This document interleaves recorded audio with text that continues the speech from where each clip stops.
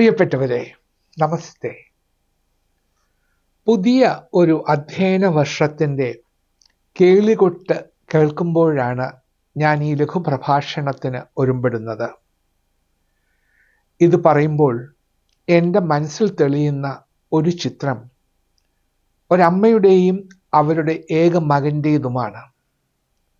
കാസർഗോഡ് ചിന്മയ സ്കൂളിൽ വെച്ച് കഴിഞ്ഞ മാസം 27, 28, 29 തീയതികളിൽ ഭാവികയുടെ നേതൃത്വത്തിൽ ഒരു 3 ദിന സിവിൽ സർവീസ് ക്യാമ്പ് നടത്തിയിരുന്നു. സിവിൽ സർവീസ് ഓറിയൻറ്റേഷൻ ക്യാമ്പാണ്. സാധാരണ കാസർഗോഡൊന്നും ആരും അങ്ങനെ ക്യാമ്പുകളൊന്നും സംഘടിപ്പിക്കാറില്ല. ഞങ്ങൾ അതിന് ഒരുമ്പെട്ടു. കാരണം ആ ഭാഗത്തുള്ള കുഞ്ഞുങ്ങൾക്കും ഒരു ബോധവൽക്കരണം ഉണ്ടാകണമല്ലോ. അതിനു വേണ്ടിയിട്ടാണ് ആ ക്യാമ്പ് അവിടെ സംഘടിപ്പിച്ചത്. വലിയ സ്വീകരണമാണ് ഞങ്ങൾക്ക് ലഭിച്ചത്. 10-60 കുട്ടികൾ അതിൽ പങ്കെടുത്തു. പലരും ആദ്യമായിട്ടാണ് അങ്ങനെ ഒരു ക്യാമ്പിൽ പങ്കെടുക്കുന്നത് തന്നെ.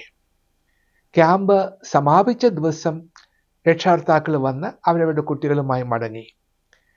ഒരമ്മയും മകനും മാത്രം ഒരു സൈഡിൽ മാറി നിൽക്കുന്നുണ്ടായിരുന്നു. അവർക്ക് എന്നോട് എന്തോ സംസാരിക്കാനുണ്ടായിരുന്നു എന്നെനിക്ക് മനസ്സിലായി. അപ്പോൾ ചോദിച്ചപ്പോൾ അവർ പറഞ്ഞു, സാറിന് എങ്ങനെ നന്ദി പറയണമെന്ന് എനിക്ക് അറിഞ്ഞുകൂടാ.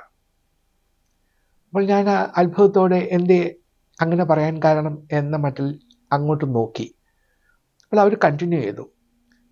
ഈ ക്യാമ്പിൽ വരാൻ എൻ്റെ മകന് ഒരു താല്പര്യവും ഉണ്ടായിരുന്നില്ല. പിന്നെ എൻ്റെ നിർബന്ധത്തിന് വഴങ്ങി വന്നതാണ്. അവന് ഒരു ദിവസം പോലും ക്യാമ്പിൽ തുടരുമെന്ന് ഞാൻ പ്രതീക്ഷിച്ചതല്ല. പക്ഷേ അവൻ 1 അല്ല 3 ദിവസവും ക്യാമ്പിൽ പങ്കെടുത്തു. പൊതുവെ അവനൊരു അന്തർമുഖനാണ്. ആരെയും കാണുന്നത് അവന് ഇഷ്ടമല്ല. ആരെങ്കിലും വീട്ടിൽ വന്നാൽ അടുക്കളയിൽ പോയി ഒളിച്ചിരിക്കും. ഞാൻ പല ഡോക്ടർമാരെയും ഇത് കാണിച്ചു. ഈ പ്രശ്നത്തിന് പരിഹാരമുണ്ടാക്കാൻ എന്ത് ചെയ്യണമെന്ന് ചോദിച്ചു. അവർ പറഞ്ഞു, കുട്ടിക്കൊരു കുഴപ്പവുമില്ല, നല്ല എക്സ്പോഷർ കൊടുത്താൽ മതി എന്ന് പറഞ്ഞു. അങ്ങനെയാണ് ഞങ്ങൾ ഭാവികയുടെ ക്യാമ്പിൽ അവനെ കൊണ്ടുവന്നത്. എൻ്റെ ഭയാശങ്കകളെല്ലാം അവൻ കാറ്റിൽ പറത്തി. അവിടെ ഐസ് ബ്രേക്കിംഗ് സെഷൻ കഴിഞ്ഞപ്പോൾ തന്നെ അവൻ മറ്റു കുട്ടികളോടൊത്ത് ഇരിക്കുന്നത് ഞാൻ കണ്ടു. അവൻ കളിക്കുന്നതും ചിരിക്കുന്നതും എല്ലാം ഇൻ്റർനെറ്റിലൂടെ കണ്ടപ്പോൾ എനിക്കെൻ്റെ കണ്ണുകളിലെ വിശ്വസിക്കാൻ കഴിഞ്ഞില്ല. അത് കഴിഞ്ഞ് ഇന്ന് ഞാനിവിടെ വന്നപ്പോൾ അവൻ സ്റ്റേജിൽ കയറി നിന്ന് 2 വാക്ക് സംസാരിക്കുന്നത് കണ്ടപ്പോൾ എൻ്റെ കണ്ണ് നിറഞ്ഞുപോയി. എങ്ങനെ നന്ദി പറയണം എന്നെനിക്ക് അറിഞ്ഞുകൂടാ. ഇത്രയും പറഞ്ഞപ്പോൾ തന്നെ ആ സ്ത്രീ കരയാൻ തുടങ്ങി. അവരെ ഞാൻ ആശ്വസിപ്പിച്ചു. മകൻ ആവശ്യമുള്ള എക്സ്പോഷർ കൊടുക്കുന്ന കാര്യത്തിൽ ഒരു മടിയും വിചാരിക്കരുത് എന്ന് ഉപദേശിക്കുകയും ചെയ്തു. നമ്മുടെ കുട്ടികളെക്കുറിച്ച് രക്ഷകർത്താക്കളായ നമുക്ക് എന്തെല്ലാം പ്രതീക്ഷകളാണുള്ളത് അല്ലേ? എന്തെല്ലാം സ്വപ്നങ്ങളാണുള്ളത്? മഹാകവി ഇടശ്ശേരിയുടെ വരികൾ ഓർമ്മിക്കുക. എൻ കുഞ്ഞേ, ജീവിതം ഈ യുഗത്തിൽ സങ്കീർണമല്ലോ കുറച്ചുകൂടി. വാഴ്വിനായുള്ള ആയോധനത്തിൽ നീ ഏതായുധം എന്തണമെന്ന കാര്യം ഹന്ത സങ്കൽപ്പിപ്പതില്ല ഞാനൻ ക്രാന്തദർശിത്വ കുറവ് മൂലം. നീ എന്തായിത്തീരണം ആ മുകുളം നിന്നിലെ നിന്ന് വിരിഞ്ഞിടട്ടെ എന്നാണ് കവി ആശംസിക്കുന്നത്. എല്ലാ കുട്ടികളിലും ഒരു മുകുളമുണ്ട്, ഒരു മൊട്ടുണ്ട്. അത് അവരിൽ നിന്ന് താനേ വിരിഞ്ഞിടണം. ആ മൊട്ട് വിരിയാൻ വേണ്ട അനുകൂല സാഹചര്യങ്ങൾ ഉണ്ടാക്കുന്നതാണ് നമ്മുടെയൊക്കെ ജോലി. നമ്മുടെ ഭാഷയിലും സംസ്കാരത്തിലും ചരിത്രത്തിലും നമ്മുടെ വിശ്വാസ പ്രമാണങ്ങളിലും കുട്ടികൾക്ക് മതിയായ വേരോട്ടം ഉണ്ടാക്കി കൊടുത്തിട്ടുണ്ടോ? പുതിയ ചക്രവാളങ്ങളിലേക്ക് പറന്നുയരാൻ അവരുടെ ചിറകുകൾക്ക് ശക്തി പകർന്നു കൊടുത്തിട്ടുണ്ടോ? അതുകൊണ്ടാണ് പറയുന്നത്, രക്ഷകർത്താക്കളായ നമുക്ക് 2 കാര്യങ്ങളേ ചെയ്യാനുള്ളൂ. 1, അവർക്ക് നല്ല വേരുകൾ ഉണ്ടാക്കി കൊടുക്കുക. 2, നല്ല ചിറകുകൾ ഉണ്ടാക്കി കൊടുക്കുക. Let us give them roots and wings. പുതിയ അധ്യയന വർഷം ആരംഭിക്കുമ്പോൾ ഇതിനെക്കുറിച്ച് അല്പം ചിന്തിക്കുന്നത് ഉചിതമായിരിക്കും എന്ന് ഞാൻ കരുതുന്നു. ഒന്നാമതായി വേണ്ടത് പുതിയ ക്ലാസ്സിലെ അക്കാഡമിക് ആവശ്യങ്ങൾ എന്തൊക്കെയാണ് എന്ന് മനസ്സിലാക്കുന്നതാണ്. കുട്ടി പഠിക്കുന്ന ക്ലാസ്സിലെ സിലബസ് എന്താണെന്ന് മനസ്സിലാക്കുക. അവർ പഠിക്കാൻ പോകുന്ന വിഷയങ്ങൾ ഏതൊക്കെയാണ് എന്നും അറിയുക. അതിന് ആവശ്യമുള്ള നൈപുണ്യം കുട്ടികൾക്കുണ്ടോ, അറിവുണ്ടോ എന്നൊക്കെ ഒന്ന് മനസ്സിലാക്കുക. സ്കൂളിൽ ഓറിയന്റേഷൻ ക്ലാസ്സുകൾ വല്ലതും നടക്കുന്നുണ്ടെങ്കിൽ അതിൽ പങ്കെടുക്കാൻ ഒരിക്കലും മടിക്കരുത്. 2, നിത്യേന കുട്ടികൾ പാലിക്കേണ്ട സമയക്രമം ചിട്ടപ്പെടുത്തുക. രാവിലെ 5 മണിക്ക് എഴുന്നേറ്റ് പഠിക്കണമെന്ന് നിങ്ങൾ ആവശ്യപ്പെടുന്നുണ്ടെങ്കിൽ ഒരു കാര്യം ഓർമ്മിക്കുക, 5 മണിക്ക് മുമ്പ് നിങ്ങളും എഴുന്നേറ്റിരിക്കണം. അതല്ലാതെ പിള്ളേരെല്ലാം 5 മണിക്ക് എഴുന്നേൽക്കണം, ഞാൻ 7 മണി വരെ കുറുക്കം വലിച്ചു കിടന്ന് ഉറങ്ങും എന്ന ആറ്റിറ്റ്യൂഡ് ഉണ്ടെങ്കിൽ അത് പറ്റില്ല. ആദ്യമൊക്കെ സമയപരിപാലനത്തിൽ അല്പം നിർബന്ധവും പ്രേരണയുമൊക്കെ ആകാം. അല്ലാതെ കുട്ടികൾ ടൈം മാനേജ്മെന്റിൽ വൈദഗ്ധ്യം കാണിക്കണമെന്നില്ല. രാവിലെ എഴുന്നേറ്റ് കഴിഞ്ഞാൽ ചെയ്യേണ്ട കാര്യങ്ങൾ കൃത്യമായി പറഞ്ഞു കൊടുത്തിട്ട് അത് പാലിക്കുന്നു എന്ന് ഉറപ്പുവരുത്തേണ്ട ചുമതല നിങ്ങൾക്കാണ്. ഇതിൻ്റെ അർത്ഥം രാവിലെ ഒരു വടിയും പിടിച്ചുകൊണ്ട് നിൽക്കണമെന്നല്ല. അവർക്കൊരിക്കലും നിങ്ങൾ നിർബന്ധിക്കുന്നു എന്ന് തോന്നരുത്. അത് വളരെ ടാക്ട്ഫുള്ളായിട്ട് ചെയ്യേണ്ട ഒരു കാര്യമാണ്. ആ പഠനക്രമം നല്ല ബാലൻസ് ചെയ്യുന്നുണ്ടോ എന്നും നോക്കണം. വായിക്കാനും പഠിക്കാനും ഹോംവർക്ക് ചെയ്യാനും പത്രം വായിക്കാനും പിന്നെ അല്പസ്വല്പം വീട്ടുകാര്യങ്ങളൊക്കെ ചെയ്യാനും വൈകുന്നേരം കളിക്കാനും TV പ്രോഗ്രാം കാണാനും പ്രാർത്ഥിക്കാനും എല്ലാം സമയം കണ്ടെത്തേണ്ടത് പ്രധാനപ്പെട്ട ഒരു കാര്യം തന്നെയാണ്. പിന്നെ രാവിലെയുള്ള പ്രഭാത ഭക്ഷണം മക്കളുമൊത്ത് ഒരുമിച്ച് കഴിക്കാൻ മറക്കരുത്. അതുപോലെ തന്നെ അത്താഴവും. അപ്പനും അമ്മയും മക്കളും ഒരുമിച്ച് തീന്മേശയ്ക്ക് ചുറ്റുമിരുന്ന് ഭക്ഷണം കഴിക്കുമ്പോൾ പല കാര്യങ്ങളും സംസാരിക്കാനും ആശയവിനിമയം നടത്താനും കഴിയും. വൈകുന്നേരം ഭക്ഷണം കഴിക്കുമ്പോൾ അന്നേ ദിവസം സ്കൂളിൽ സംഭവിച്ച കാര്യങ്ങളെക്കുറിച്ചൊക്കെ നമുക്കൊന്ന് ചോദിക്കാൻ കഴിയും, ഇല്ലേ? അങ്ങനെ വളരെ മനസ്സിലാക്കാനും നമുക്ക് തീർച്ചയായിട്ടും കഴിയും. ഇനി 3, പഠനകാര്യത്തിൽ കുട്ടികളുടെ കൂടെ സഞ്ചരിക്കുന്ന ഒരു സഹയാത്രികനാകുന്നതാണ് ഉത്തമം. B A fellow traveller. പുസ്തകങ്ങൾ വായിക്കുന്നതിലും പരീക്ഷണങ്ങൾ നടത്തുന്നതിലും പിന്നെ ഡോക്യുമെൻ്ററി അല്ലെങ്കിൽ മറ്റ് വെബ്സൈറ്റുകൾ ഇതൊക്കെ കണ്ടുപിടിച്ചു കൊടുക്കുന്നതിലും എല്ലാം നമുക്ക് മുൻകൈ എടുക്കാവുന്നതാണ്. അല്ലാതെ ഇന്നത് തന്നെ വായിക്കണം, ഇതാണ് വായിക്കേണ്ടത് എന്നൊക്കെ പറഞ്ഞ് നിർബന്ധമൊന്നും കാണിക്കേണ്ട. നമുക്ക് സജസ്റ്റ് ചെയ്യാം, അത്രയും മതി. അതുകൊണ്ടാണ് ഞാൻ പറഞ്ഞത് ഒരു ഫെല്ലോ ട്രാവലറേ ആകാൻ പാടുള്ളൂ. കുട്ടികൾ നമ്മൾ പറയില്ലേ, ഫ്രണ്ട് ഗൈഡ് ആൻഡ് ഫിലോസഫർ എന്ന് പറയില്ലേ, he's my friend philosopher and guide. അതുപോലെ മതി. അല്ലാതെ ഒരു വലിയ നിർബന്ധങ്ങളൊന്നും പാടില്ല. പിന്നെ വല്ലപ്പോഴുമൊക്കെ അവരുടെ പുസ്തകങ്ങളൊക്കെ ഒന്ന് മറിച്ചു നോക്കണം. പുസ്തകത്തിനിടയ്ക്ക് വല്ലതും വെച്ചിട്ടുണ്ടോ എന്ന് നോക്കുന്നത് നല്ലതാണ്. ഞങ്ങളൊക്കെ പഠിച്ചിരുന്ന കാലത്ത് പുസ്തകത്തിനിടയ്ക്ക് ഞങ്ങൾ മയിൽപ്പീലി വയ്ക്കുമായിരുന്നു. മയിൽപ്പീലി പെരും അത്രേ, അങ്ങനെ വെച്ചിരുന്നു. ഇന്നത്തെ കാലത്ത് പിള്ളേർ മയിൽപ്പീലിയൊന്നും അല്ല വയ്ക്കുന്നത്, കടലാസ് പൊതികളാണ് വയ്ക്കുന്നത്. എന്താണ് കടലാസ് പൊതിയിലുള്ളത് എന്ന് നോക്കണം. ചിലപ്പോൾ അത് മയക്കുമരുന്നാകാം. പിന്നെ അവരുടെ കൂട്ടുകാരാരൊക്കെയാണെന്ന് അന്വേഷിക്കണം, അവരുടെ ബാക്ക്ഗ്രൗണ്ട് അന്വേഷിക്കണം. അത് വളരെ ശ്രദ്ധാപൂർവം ചെയ്യേണ്ട ഒരു കാര്യമാണ്. നല്ല കൂട്ടുകെട്ടുണ്ട് എന്ന് ഉറപ്പാക്കേണ്ടത് നമ്മുടെ ഉത്തരവാദിത്തമാണ്.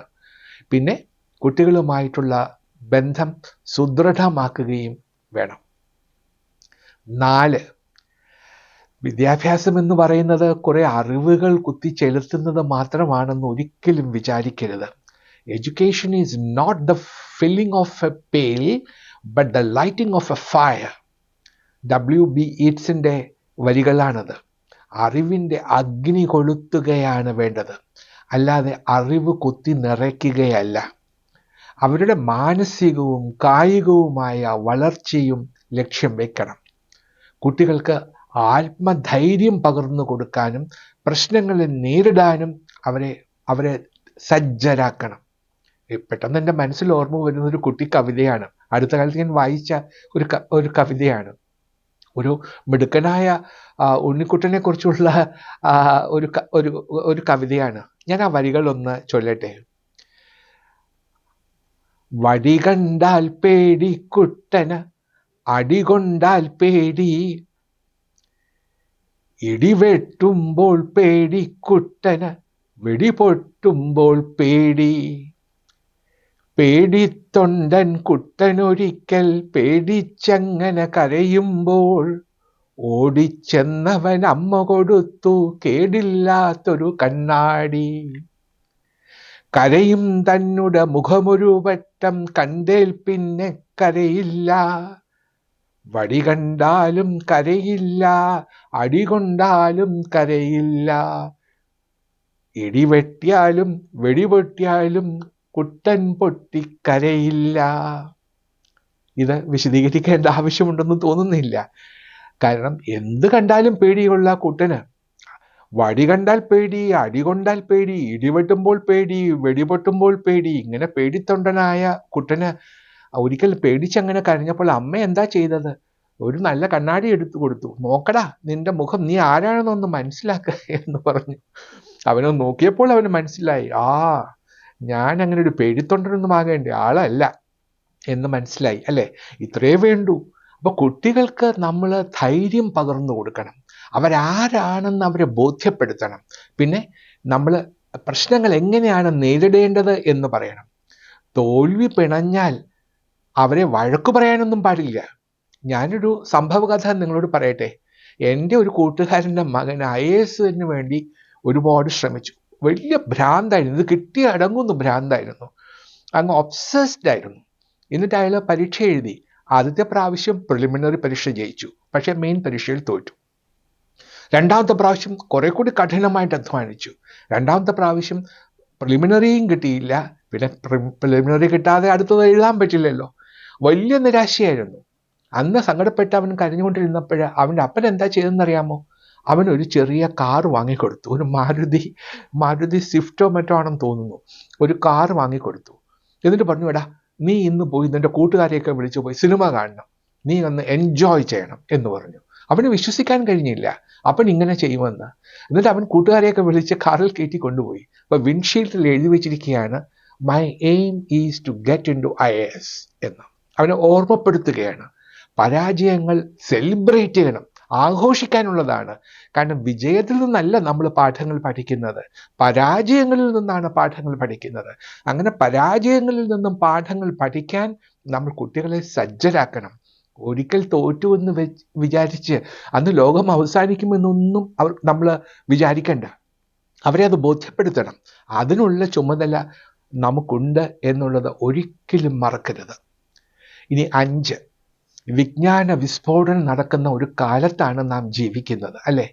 കുട്ടികൾക്ക് പഠിക്കാനുള്ള വിഷയങ്ങളിൽ കൂടുതൽ വിവരങ്ങൾ എവിടെ നിന്നെല്ലാം ലഭിക്കുമോ അതെല്ലാം കാണിച്ചു കൊടുക്കാനുള്ള ചുമതല രക്ഷകർത്താക്കൾക്കുണ്ട്. വായിച്ചാലും വളരും, വായിച്ചില്ലേലും വളരും, വായിച്ചാൽ വിളയും, വായിച്ചില്ലേൽ തളരും. കുഞ്ഞുണ്ണി മാഷിൻ്റെ ഈ വരികൾ അവരെ എന്നും ഓർമ്മിപ്പിക്കണം. ലൈബ്രറികൾ, വിദ്യാഭ്യാസ വെബ്സൈറ്റുകൾ, കമ്മ്യൂണിറ്റി സാമൂഹിക പഠന കേന്ദ്രങ്ങൾ, ഇതെല്ലാം കുട്ടികളുടെ ശ്രദ്ധയിൽ കൊണ്ടുവരാൻ തീർച്ചയായും നമുക്ക് കഴിയും. നമ്മൾ അവിടെയാണ് ഞാൻ പറഞ്ഞത്, നമ്മളൊരു ഗൈഡായിരിക്കണം, ഒരു വഴി കാണിച്ചു കൊടുക്കുന്ന ആൾ, അത്രേ വേണ്ടൂ. ക്ലാസ് മുറിക്ക് പുറത്ത് പഠിക്കാനുള്ള ഒരുപാട് അവസരങ്ങളുണ്ട് എന്നവരെ ബോധ്യപ്പെടുത്താൻ നമുക്ക് കഴിയണം. ഇനി 6, ഗുരുക്കന്മാരെ ബഹുമാനിക്കാൻ പഠിപ്പിക്കണം. ചില കുട്ടികളുണ്ട്, ആ സാറ് കൊള്ളൂല, അയാൾക്കൊരു വിവരമില്ല. 7ാം ക്ലാസ്സിൽ പഠിക്കുന്ന കൊച്ചാ പറയുന്നത്, പഠിപ്പിക്കുന്ന അധ്യാപകന് വിവരമില്ല. ഞാൻ കേട്ടിട്ടുള്ളത് കൊണ്ട് പറഞ്ഞതാണ്. ഇങ്ങനെയൊക്കെ എങ്ങനെയാണ് കുട്ടികൾ പറയുക? ഇതൊക്കെ നമ്മൾ അനുവദിക്കാൻ പാടുണ്ടോ? പഠിപ്പിക്കുന്ന കാര്യത്തിൽ എല്ലാവരും ഒരുപോലെ മികവ് പുലർത്തണമെന്നൊന്നുമില്ല. പക്ഷെ അതുകൊണ്ട് ഒരധ്യാപകനെയും ഭത്സിക്കാൻ കുട്ടികളെ ഒരിക്കലും അനുവദിക്കരുത്. അഖണ്ഡ മണ്ഡലാകാരം വ്യാപ്തം ഏന ചരാചരം തത്പാദം ദർശിതം ഏന തസ്മേ ശ്രീ ഗുരുവേ നമ എന്നാണ് നമ്മൾ പഠിച്ചിട്ടുള്ളത്. You should make them salute the Guru who made it possible to realize that state which pervades the whole universe in all living and dead. നമ്മളുടെ ചുമതല ഇത് തന്നെയാണ്. കുട്ടികളെ മറ്റുള്ളവരെ ബഹുമാനിക്കാൻ അവരെ പഠിപ്പിക്കേണ്ടത് നമ്മുടെ ഏറ്റവും വലിയ ചുമതലയാണ്. ഇനി 7, അധ്യാപകരുമായിട്ട് നന്നായി സംവേദിക്കാൻ നാം ശ്രമിക്കണം. സ്കൂളിൽ നടക്കുന്ന പേരന്റ് ടീച്ചർ മീറ്റിങ്ങിലൊക്കെ നിങ്ങൾ പോകാറുണ്ടോ?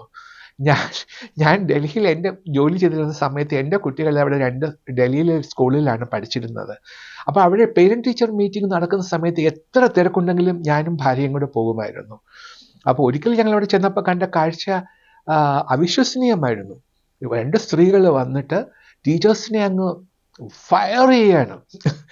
എന്നിട്ട് എന്താ പറയുന്നു, ആ കുട്ടിക്ക് 8.5 മാർക്ക് കിട്ടി, ഇതേ ആൻസർ എഴുതി എൻ്റെ കുട്ടിക്ക് 8 മാർക്കേ തന്നുള്ളൂ, how dare you do it എന്നൊക്കെ പറഞ്ഞു കിടന്ന് ആക്രോശിക്കുകയായിരുന്നു. എന്താണ് ഇങ്ങനെയൊക്കെ ചെയ്യുന്നത്? നമ്മുടെ കുട്ടികളെ മറ്റൊരു കുട്ടിയുമായിട്ട് ഒരിക്കലും താരതമ്യം ചെയ്യരുത്.